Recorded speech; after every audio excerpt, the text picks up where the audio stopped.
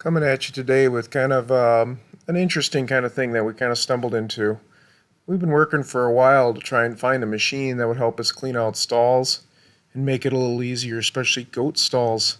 And we stumbled at our John Deere dealer in Isanti. They've got a Tx525 wide track Toro Dingo, a mini skid steer. They've got these used, so they brought one out so I could try it and see if I could get it to work and do what I need to do. What a neat little machine. Tipping, weight a little over 1,000 on it. Has the ability to pick up, almost 600 pounds. It's got a nice little wide track on it. Operator can walk behind it or stand on it. Some things I noticed right away about it: pretty easy control panel. Nice little diesel. It's a little Kubota diesel. It's a pretty powerful little thing for its size. But I also noticed some things that just didn't 100% care for on it. One, the stand-on platform on the back is a little too low to the ground, so I tend to bottom it out. And two, the machine's long enough and you sit a little too low that you can't quite see your bucket edge as far as planing and leveling. But that's what the machine is. I mean, they make different models, and I think for our purpose, we're going to look into a different one. This is really kind of the tool we want to use. It's just that this used one may not work for us. I think you can see why here. So, first of all, we measured it. It's about 41-ish inches wide, depending upon how you want to look at it. Track to track, it'd be a lot smaller, obviously, if you use the narrow tracks. Lengthwise, that was another issue. I know in the book it says 93, but try more, like at least 112 inches long when you put the platform back. And even at 93, if you leave the platform up, you still got to have a place for your body. So when you look at like the bigger model, the TX1000, where you're standing on it, that number might be a little bit more realistic. See here, about 41.5 wide on the bucket. So for me, I would go by the 112 if you get the TX 525. It's a fairly long machine. As far as cold weather starting it, it's only about 5 degrees out. You hit the little glow plug on it, heat it up for like 10-15 seconds. This is a cold start. It's sat all day and night. Like I said, it's 5 degrees out, and it's got enough power to turn this thing right over, which is good.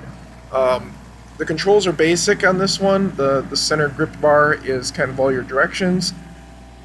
Your auxiliary hydraulics are on your left, and your bucket controls up, down, and tip or tip up is on your right. Park is way over on your right too. It really simple machine to drive. I mean, I was up and using this machine quite effectively within just a few minutes.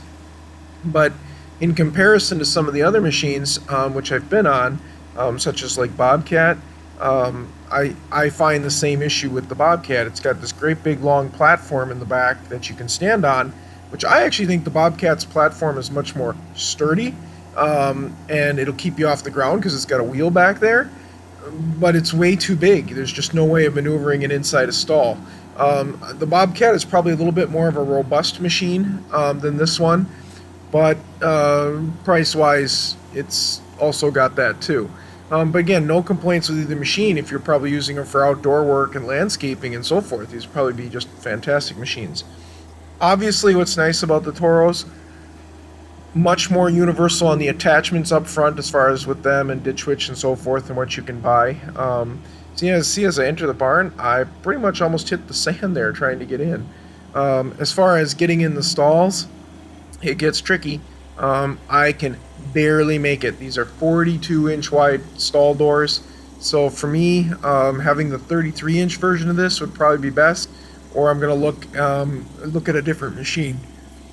Again, it's just make it, but I gotta admit, we're not even going to get close to trying that.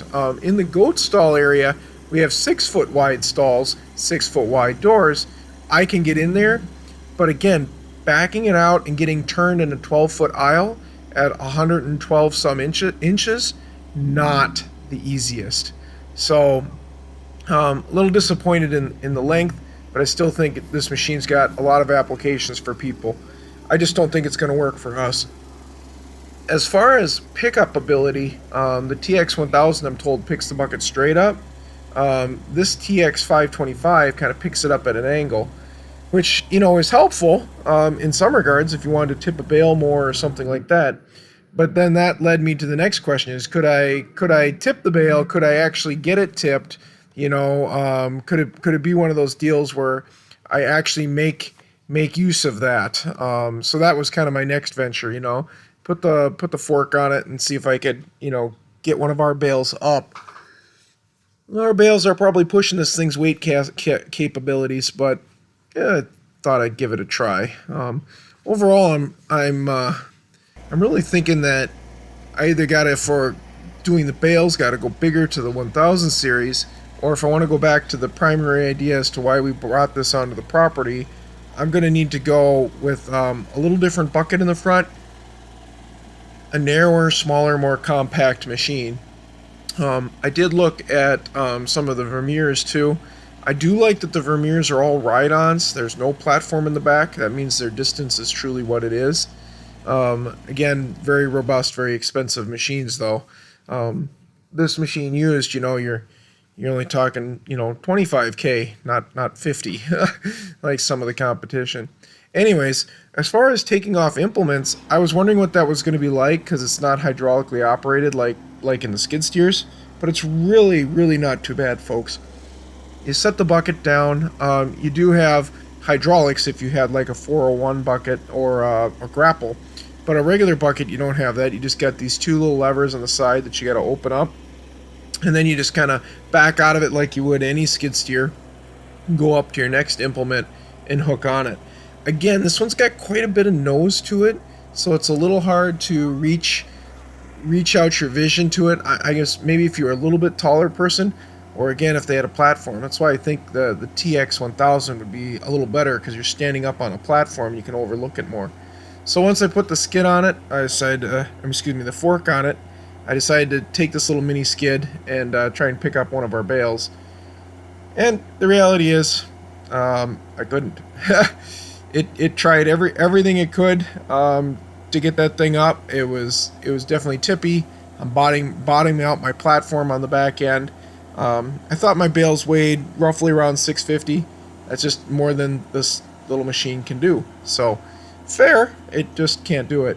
So I kind of got to rethink my purpose of what I could use a machine like this for, and do I want it to be more for a stall cleaner? If so, I need to go smaller. If I want it to be more of a mini mover, I need to go bigger. Either way, it's something, you know, to consider.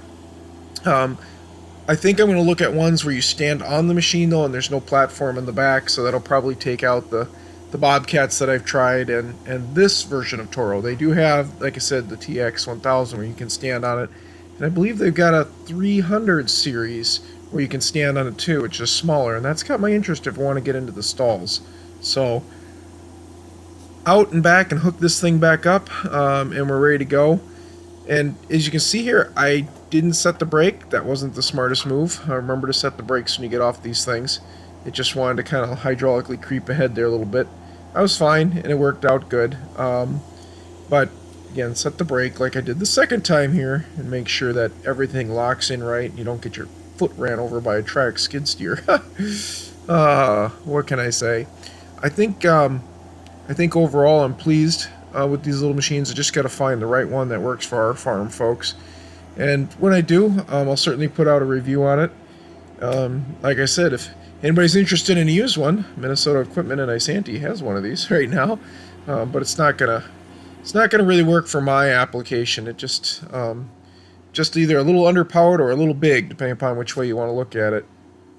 As far as where we go in the cleaning out process of things, I just want to mention too that the bucket on this is more of a construction bucket. I'm really going to look into the hay grapples, the grapple rakes, and the 4-in-1 buckets where I can, you know, kind of pinch and grab piles of hay and lift them up better, because trying to work with this bucket, we weren't quite as successful in moving the hay and loading it into the manure spreaders and into the dumpsters. So that's just something I want to mention too.